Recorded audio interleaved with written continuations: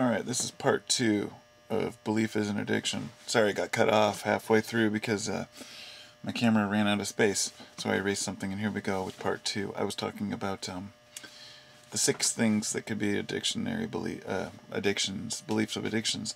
The first one was religion, obviously. The second one was evil, and as I was saying, I think that evil is often portrayed and used as, it's a great archetype for man's behavior. In my mind, like Satan, the devil, and hell is a state of mind and an archetypical fashion of the way people behave, and can use it to justify their behaviors. But some people think it's a real, literal thing in a literal place.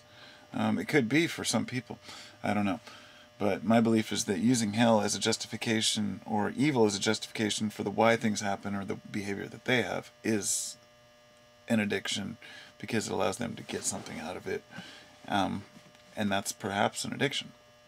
Number 3, government. People are addicted to their government. They believe in their government, and this is, this is getting to be less and less these days. Many people are becoming more aware. Back in the 90s, I never trusted a damn thing the government said, but even back then, people weren't talking about the shit they are now as much. People weren't really that aware, and people believed everything. They still watched the media and the news, and I was never a buyer of the hype, but the government has always been trusted. I've had friends that I've had arguments with, and I've said, there's a lot of bullshit going on, and it was like during the Iraq War, and I said, hey, this is crap, this isn't right, they shouldn't be bombing this place, and he said, dude, you gotta just trust the government, they know what they're doing. That to me showed the mentality of a lot of people in this world, and it was kind of upsetting, because I just realized that a lot of people do think that. People have faith in their government, and they believe in their government, and think that they're going to save them from everything. And people should break that addiction. That is an addiction. What is that? That to me is an addiction. An addiction to security. An addiction to a belief that if the shit ever hits the fan tomorrow, that the government's just going to come bail you out. And we've seen it happen over and over whenever a natural disaster happens, and people wait for FEMA and whatnot. We've shown how this all works now. We're kind of on our own. So don't be addicted to your government, because it won't help you. Halfway through. Okay. This one, addicted to fate. Being addicted to fate is, to me, the addiction that, oh well, this is what's bound to happen. And so when something does happen, oh well, that's just how it was supposed to happen, or it was, meant to be.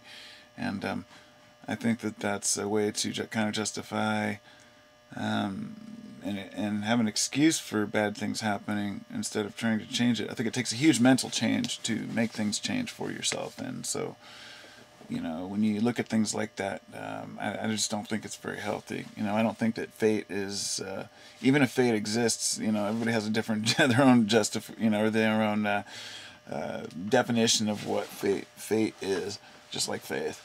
So, okay, the next one is prophecy. I think too many people are addicted to prophecy. I was for a long time. I thought, oh my God. So anything that happens, you can probably connect some prophecy with it.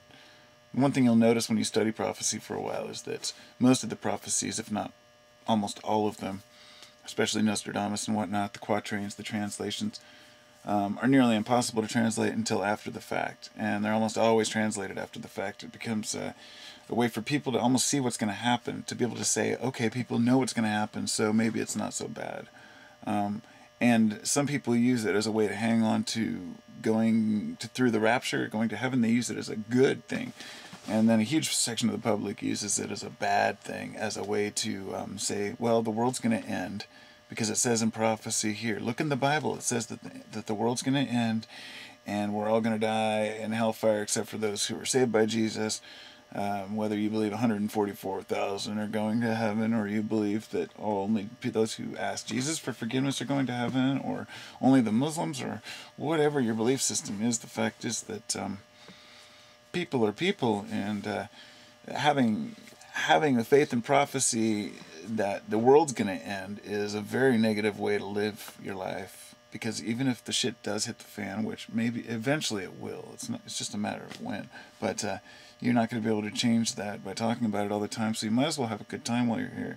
Because everybody's heard the bell ringer, bring out your dead, the wind's coming, and people have been hearing this shit for, centuries, if not millennia. So I think we need to live a little healthier lifestyle instead of getting addicted to the end of the world. And I understand the addiction to the end of the world, and I know why people are addicted to that faith. and that belief is because for a lot of people it brings a comfort that things are going to pull out of this craziness. What humans have done to the planet, the destruction we've done, the horrible things we've done to our environment, the horrible things we've done to each other. People have this belief that we should be punished, and they're right. But it's kind of sad when people go to the extent to say humans are a disease and need to be wiped out. You know, calling yourself a disease isn't good. You know, we owe nature more than that. She's brought us up to where we are for a reason, and we have a consciousness for a reason, and perhaps the things we've done to the environment were done for a reason, and we just don't understand it. The plain fact is that no matter how far we've gone into the gutter, we can always pull ourselves out because we don't really have much of a choice in the matter. And giving up and saying, well, it's prophesied that the end of the world's coming never worked for anybody else, and it's definitely not going to work for us today. And I kind of feel like a fool for ever really being worried about it, because if it comes, it comes. Be prepared mentally and emotionally, in your heart, man. Just feel it, you know, understand that you'll know, and watch the news and watch for signs and see if anything happens. But don't believe everybody who posts a video about here's a sign out of the Bible and a prophecy, because most of these prophecies, almost all of these prophecies, are named after the fact, after they happen. And, you know, it's just like one after another. Okay, and the final thing, the final addiction I have on my list is knowledge. And I can attest that I am a full-blown addict, and I'm not a recovering addict. I relapse every day. I have no desire to quit. It's probably the best addiction I could imagine having, but I also know that it has shortcomings.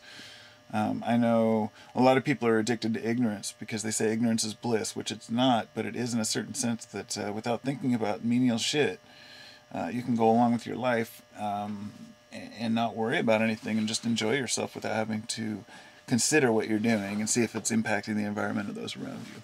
It's so you can be inconsiderate to, and not in a bad way, just inconsiderate of life. And the more you think and the more you know, the more it gets kind of, oh shit, you know, God, I've got to live this way. And you catch yourself doing bad things, you catch yourself saying bad things or good things, and you start analyzing yourself, psychoanalysis over and over.